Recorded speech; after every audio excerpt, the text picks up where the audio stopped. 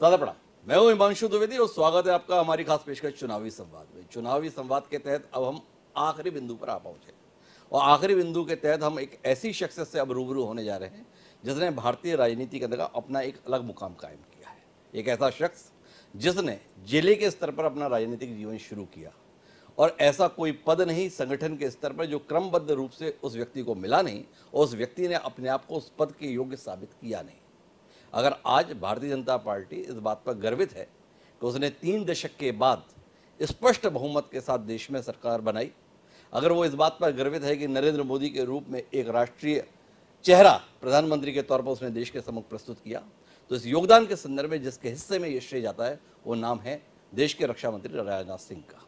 राजनाथ सिंह के हिस्से में वो गौरव हासिल है जिसमें मुख्य प्रधानमंत्री के तौर पर नरेंद्र मोदी को चेहरे के तौर पर प्रस्तुत करना और साथ ही 3 दशक के बाद अपने अध्यक्षीय कार्यकाल में एक राजनीतिक दल को स्पष्ट जनादेश के रूप में देश के सम्मुख प्रस्तुत करना।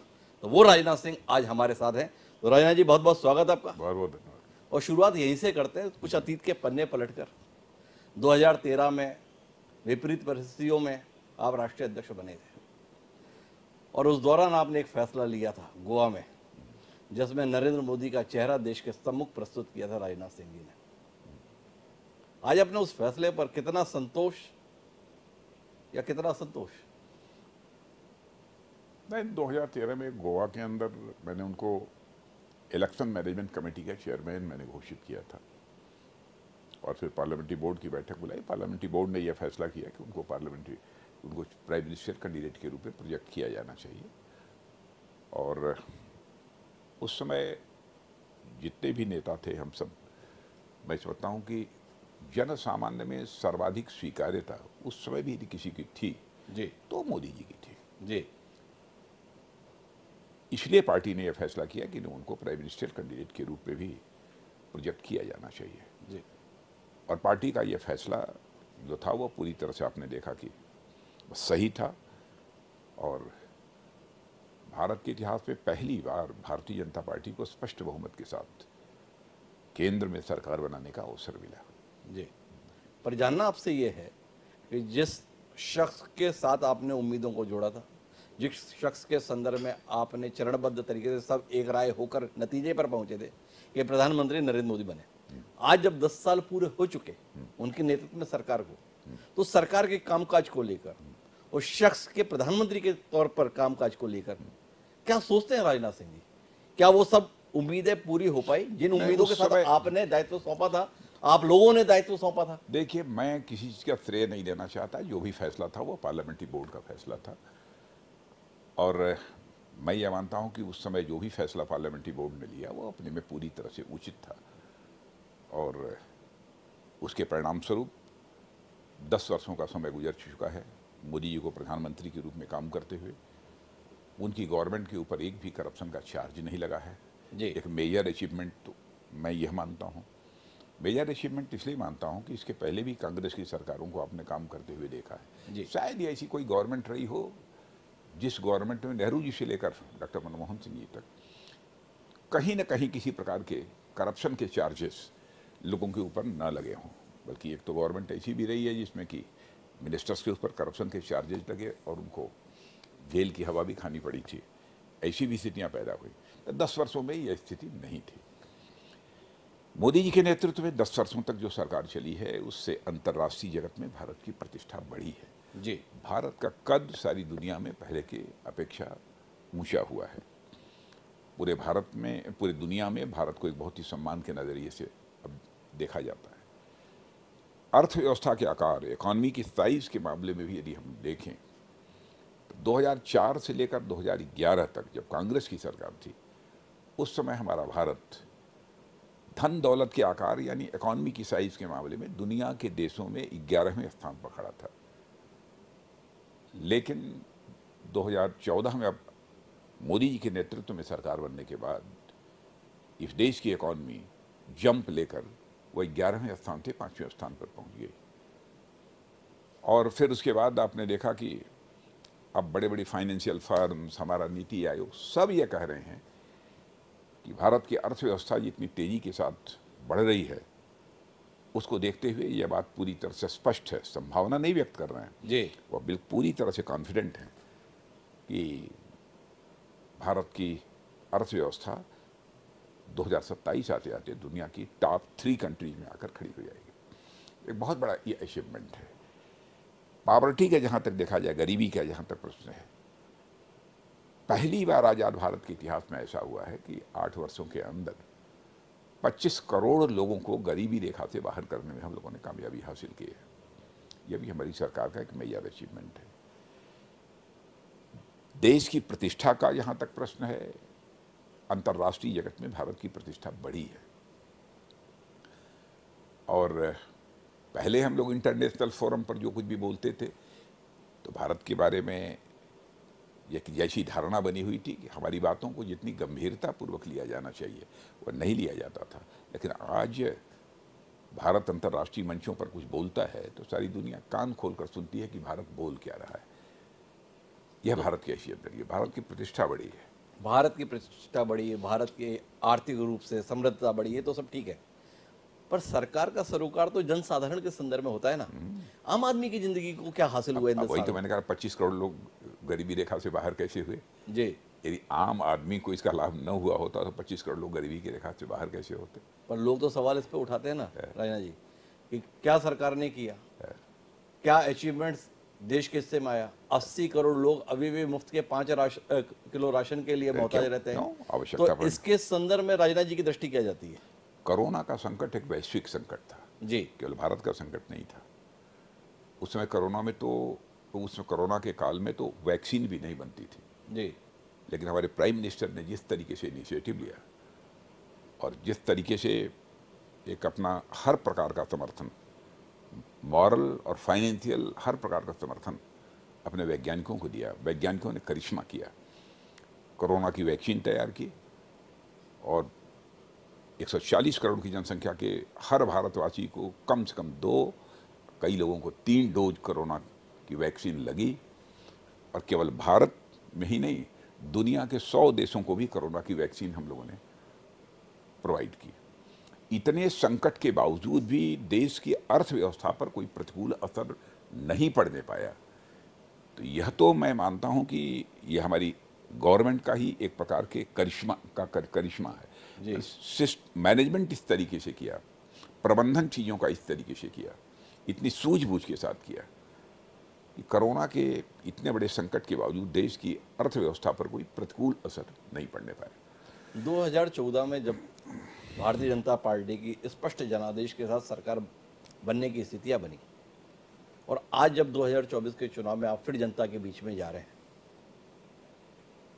तो आप कितने अचंभे में हैं कि आप 10 साल बाद भी अपनी सीटें और ज़्यादा बढ़ने की उम्मीद कर रहे हैं। भाई, इस देश की राजनीति में तो एंटी इनकम्बेंसी की बात चलती है। मैं अचंभित नहीं, उसे अति स्वाभाविक मानता हूँ, केवल स्वाभाविक नहीं, अति स्वाभाविक मैं मानता हूँ। ये आप सरकार के कारण ही मानते हैं या संगठन भी कुछ ठीक ठाक हुआ? क्योंकि राजनाथ जी की पहली पहचान तो संगठक के तौर पर रही है। नहीं, भाजपा के संगठन को क्या देखा? हर कार्यकर्ता की भूमिका रहती है जी, हर कार्यकर्ता की, हर समर्थक की भूमिका होती है, हर शुभचिंतक की भूमिका होती है, सब मानते हैं। लेकिन गवर्नमेंट ने यदि अच्छा काम न किया होता जी, तो मैं समझता हूँ कि जन सामान्य का समर्थन, जन सामान्य का विश्वास हमारी पार्टी, न तो हमारी पार्टी के प्रति न हमारी गवर्नमेंट के प्रति न बन पाता। लेकिन आज ये विश्वास, ये भरोसा बढ़ा है और लगातार हमारे सीटों की संख्या भी हर चुनाव में बढ़ती जा रही है, तो उसका कारण यही है। लेकिन आपने जैसे सरकार के संदर्भ में बहुत और बड़ी बात दूसरी सबसे बड़ी चीज़ ये रही है कि विश्वसनीयता का संकट हमारी गवर्नमेंट ने कभी राजनीति में पैदा नहीं होने दिया। जी, हमारे इलेक्शन मैनिफेस्टोज को उठाकर आप देखिए, उसमें जो कुछ भी हम लोगों ने वादे किए हैं जी, अक्षरशः हर वादे को पूरा किया है। पहले यह होता था कि चुनाव के दौरान लोग चुनावी घोषणा पत्र तो जारी कर देते थे, लेकिन चुनावी घोषणा पत्र में जो वादे करते थे वादों को पूरे नहीं करते थे। कुछ करते भी थे तो कुछ आंशिक रूप से पूरे करते थे। जी, लेकिन उस विश्वसनीयता के संकट जो राजनीति में जो पैदा हुआ था, उस पर भी हम लोगों ने विजय प्राप्त की है। और अपने अद्भुत बैंक के बारे में मैं बतलाना चाहता हूँ, बैंकिंग सिस्टम के बारे में। बैंक का जहाँ तक सवाल है, बैंक हमारे घाटे में चल रहे थे। एनपीए का जहाँ तक सवाल है, लगभग 13.4 या 30.6% के आसपास एनपीए हो गया था बैंकों का। आज वो घटकर लेस देन 3 हो गया है, 3% के आसपास है। और हमारे बैंक इस समय 3 लाख करोड़ से अधिक के प्रॉफिट में है जी। तब इससे बड़ा अचीवमेंट और क्या हो सकता है इतने अल्प समय में। अब मैं तो संगठन पे बात करना चाहता था, पर 2 बिंदु आपने ऐसे छेड़ दिए हैं। अब आपने बैंकों के संदर्भ में कहा, विपक्ष आरोप लगाता है आपकी सरकार के संदर्भ में पूंजीपतियों की सरकार है, किसानों को परेशान किया हुआ है, पूंजीपतियों का कर्जा हम माफ किया हुआ सबकी है। सरकार है। और राजनाथ सिंह जी, हम सबकी सरकार, वो तो किसानों का सबसे बड़े हितैषी के तौर पर लोग देखते थे। नहीं, राजनाथ जी इस संदर्भ में क्या कहते हैं? किसानों को कोने में कर दिया है, उद्योगपतियों को टॉप पर रख दिया है। नहीं, हमारी सरकार सबकी चिंता करती है, जी चाहे कोई हो। जो डरने वाले लोग हों वो डरें, जी और उद्योगपतियों का भी इस देश की अर्थव्यवस्था को मजबूत बनाने में उनका भी कंट्रीब्यूशन है, उसको नकारा नहीं जा सकता। जी। एक परंपरा बहुत पहले चली आ रही थी, हमारी जन सामान्य को गुमराह करते थे लोग। जी। हाँ, मैनिफेस्टो पे आपने कहा, ये कांग्रेस का मैनिफेस्टो इस बार आपको कुछ परेशान वरेशान तो नहीं कर रहा है? और राहुल गांधी, मल्लिकार्जुन खड़गे जी बता रहे हैं कि हमारी सरकार बनवाओ, 8,500 रुपये महीना खटाखट आएगा, 1 लाख रुपए सालाना आएगा। वो 1,000 रुपये छत्तीसगढ़ में, 1,250 रुपये मध्य प्रदेश में, 1,500 रुपये हिमाचल में, सरकारें बन गई राज्य की। अब ये 8,500 देने जा रहे हैं। 52 ईयर्स, 52 वर्ष तक अखंड हुकूमत इन लोगों ने की है जी। उस समय क्यों नहीं दिया इन लोगों ने? यदि देना ही था, और जानते हैं इस सच्चाई को, उनकी गवर्नमेंट आ नहीं रही है। जी तो इस बार जो भी वादे करना चाहें कर जी। सकते हैं, जो भी स्वप्न देखना चाहते हो अथवा स्वप्न दिखाना चाहते हो, कुछ भी कर सकते हैं। मेरा ये मानना है कि राजनीति जनता की आंखों में धूल झोंक कर किसी भी राजनीतिक पार्टी को अथवा किसी राजनेता को नहीं करनी चाहिए। उसके अंदर वह नैतिक साहस होना चाहिए कि हम राजनीति करें तो जनता की आंखों में आंख डाल के राजनीति करें, और जो कहें उसे करें। क्योंकि नेताओं के बारे में पहले धारणा बनी हुई थी, नेता बोलते कुछ है करते कुछ है, या कुछ करते नहीं है। तो लोग कहते थे किसी के बारे में जो झूठ ज़्यादा बोलता था, कहते थे अरे नेताजी हैं जी। ये धारणा बनी हुई थी। लेकिन आज वो संकट नहीं है। अब भारतीय जनता पार्टी के बारे में कोई नहीं कह सकता। मैं नहीं कहता हूँ कि हमारा नीचे का हमारा बेचारा सामान्य कार्यकर्ता अनजाने में कुछ कर दे, वो अलग की बात है। लेकिन पार्टी का जहाँ तक प्रश्न है, उसमें मैं पूरी तरह से कॉन्फिडेंट हूँ कि हम जनता को अंधेरे में रखकर, जनता को धोखे में रखकर राजनीति करना, ये हम सबको स्वीकार्य नहीं है। क्योंकि राजनीति हम केवल सरकार बनाने के लिए नहीं करते हैं, राजनीति हम देश बनाने के लिए करते हैं, समाज बनाने के लिए। देश के संदर्भ में आप बहुत आश्वस्त हैं। जानना आपसे ये है कि आपने पिछले 5 साल गृह मंत्री के तौर पर काम किया था। इन 5 सालों में रक्षा मंत्री के तौर पर आपकी भूमिका रही। सीमाओं की सुरक्षा को लेकर सवाल उठते हैं। आपके पुराने साथी हैं सुब्रमण्यम स्वामी जी, बोल रहे हैं क्या बात करते हो, चीन 4,000 किलोमीटर अंदर आ रखा है। राजनाथ सिंह जी हमारे साथ में हैं। राजनाथ जी बताएं हमारी सीमाओं की स्थिति क्या है? हमारी सीमाएं सुरक्षित हैं। मैं देशवासियों को ये मैं कहना चाहता हूँ जी। जो थोड़े बहुत मामले रहे हैं इस समय चीन के साथ माहौल, इस समय बातचीत चल रही है। मैं समझता हूँ कि जो बातचीत चल रही है परिणामों की हमको प्रतीक्षा करनी चाहिए जी।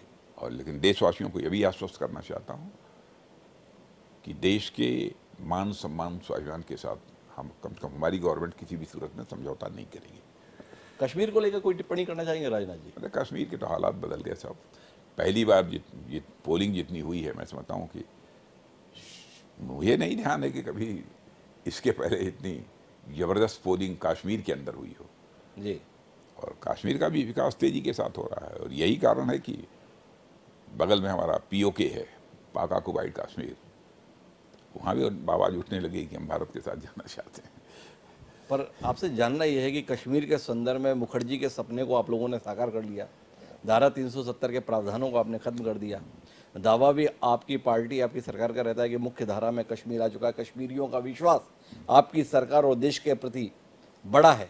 इतना सब कुछ अनुकूल होते हुए भी इस बार भारतीय जनता पार्टी ने कश्मीर घाटी में चुनाव नहीं लड़ा। आप लोग चुनाव क्यों नहीं लड़े? देखिए बहुत सारे फैसले कुछ रणनीति के तहत भी करने पड़ते। जी।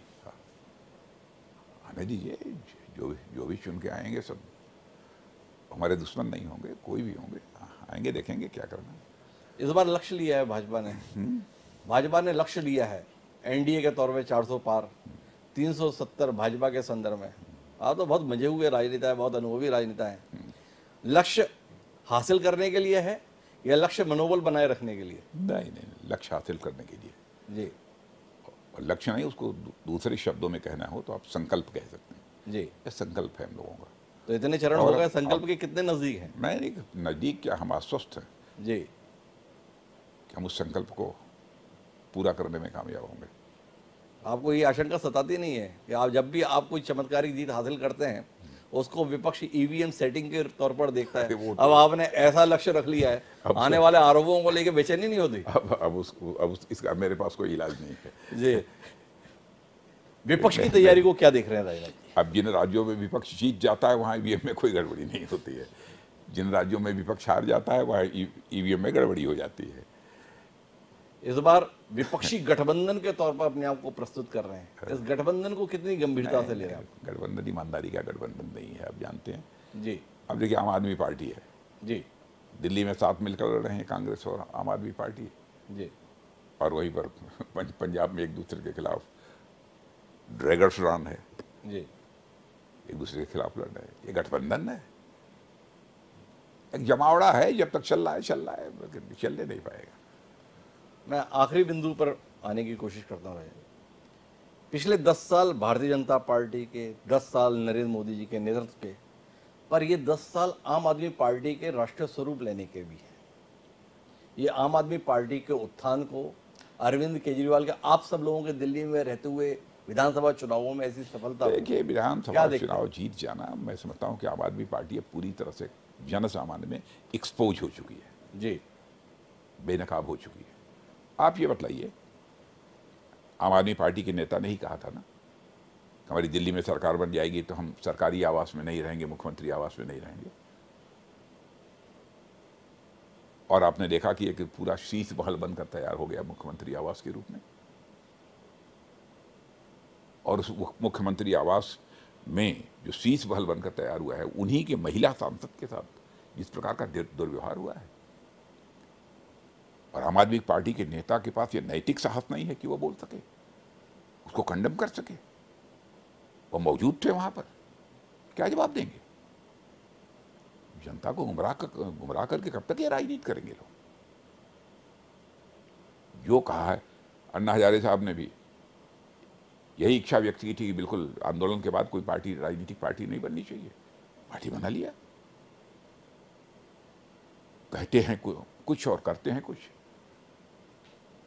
लंबे समय तक ऐसे व्यक्ति को अथवा ऐसी राजनीतिक पार्टी को देश किसी भी सूरत में स्वीकार नहीं कर सकता। राजनाथ सिंह देश की राजनीति में ऐसे बिरले राजनेता हैं जिन्होंने पार्टी की युवा इकाई में जिलाध्यक्ष, प्रदेश अध्यक्ष, राष्ट्रीय अध्यक्ष, मूल संगठन में जिलाध्यक्ष, प्रदेश अध्यक्ष, राष्ट्रीय अध्यक्ष, राज्य में मुख्यमंत्री, और देश में भी इकलौते नेता हैं जो गृह मंत्री के रूप में भी 5 साल पूरे किए और रक्षा मंत्री के रूप में भी 5 साल पूरे कर रहे हैं। जानना यह है कि सत्ता में काम करते हुए ज्यादा संतोष आया या संगठन में जब काम करते थे तो ज्यादा आत्मसंतोष आता था? राजनाथ जी को कौन सी भूमिका मन के स्तर पर ज्यादा संतुष्ट करती? नहीं, दोनों का अलग है। अब संगठन में काम करते हुए या कार्यकर्ताओं के साथ बराबर मिलना जुलना, उनके साथ एक आत्मीयता का जो भाव जो रहता था वो भी आनंददायी होता था जी। इसमें मंत्रालय की जिम्मेदारी जब रहती है तो देश के लिए इतना अधिकतम कर सकते हैं वो करने की कोशिश की जाती है जी। यदि कुछ अच्छा काम होता है तो उससे आत्मिक संतोष स्वाभाविक रूप से होता है। राजनाथ जी के प्रति मोहब्बत रखने वाले लोग बहुत हैं अरे कहाँ देश में। अब 5 साल गृह मंत्री रह लिए, 5 साल रक्षा मंत्री रह लिए। राजनाथ जी बता ही रहे हैं हम लोग सरकार में वापस आ रहे हैं, पिछली बार से भी ज्यादा सीटों पर आ रहे हैं। तो हम राजनाथ सिंह जी को कहाँ देखेंगे? हर बार मंत्री रहना आवश्यक है क्या? मैं सामान्य कार्यकर्ता के रूप में, सामान्य सांसद के रूप में काम नहीं कर सकता? नहीं तो आओ, आवश्यक है कि मंत्री पद ही होना चाहिए। नहीं, मैंने तो ये सवाल नहीं किया, मैंने तो केवल इतना पूछा आपसे कि राजनाथ जी को अब अगले 5 साल हम किस रूप में देखेंगे? जिस रूप में देख रहे हैं उसी रूप में देखेंगे। तो राजनाथ सिंह जी का कहना है कि आप जिस रूप में मुझे देख रहे हैं राजनाथ सिंह ऐसे ही रहेंगे। पर राजनाथ सिंह जी इस बात को लेकर बहुत संतोष के साथ है कि देश नरेंद्र मोदी के नेतृत्व में और भारतीय जनता पार्टी की सरकार के साथ ठीक दिशा में आगे बढ़ रहा है। देश का सम्मान दुनिया में निरंतर बढ़ रहा है। उन्हें इस बात का भी संतोष है कि देश के जनता का जीवन इस दौरान बेहतर हुआ है। वो उम्मीद करते हैं कि ये सिलसिला जनता के भरोसे पर हम लोग आगे भी बनाए रख पाएंगे। जहाँ तक राजनाथ सिंह के संदर्भ में सवाल है तो उनका कहना है कि राजनाथ सिंह जैसा है वैसा आपके बीच में आगे भी बना रहेगा। तो राजनाथ जी, आपका बहुत बहुत धन्यवाद। इतनी व्यस्तताओं के बीच आपने समय निकाला और देश से जुड़े हुए उन तमाम मुद्दों पर बात की जिसे देश के लोग जानना चाहते हैं। तो दोस्तों, आज की इस बातचीत में इतना ही। एक बार फिर आपका बहुत बहुत धन्यवाद राजनाथ जी। और दोस्तों, समय आपसे याद लेने का, मुझे दीजिए याद। सादा प्रणाम।